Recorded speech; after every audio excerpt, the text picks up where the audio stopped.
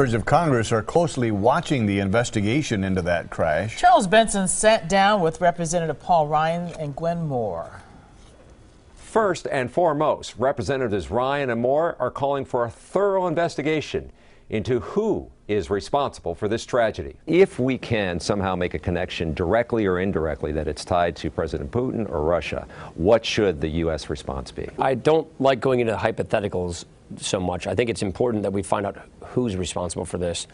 But if it is tied directly to the Russian government, that would be a big game changer. Ryan says he's not ready to jump to any conclusions, but he has a number of concerns about the Russian-made missile system. Who's manning these? Who's operating these things? Well, I can tell you that it is very chilling and very upsetting. And I do think that the president is taking the right approach to really try to say to the international community that we can't really tolerate this. And I do think that it really, I think we've put Mr. Putin on notice that, you just can't continue to operate with impunity. President Obama says there is evidence to indicate the plane was shot down by a surface-to-air missile fired from an area controlled by the separatists. He says this type of attack wouldn't be possible without sophisticated equipment and training, which he says is coming from Russia. In the newsroom, Charles Benson, today's TMJ4.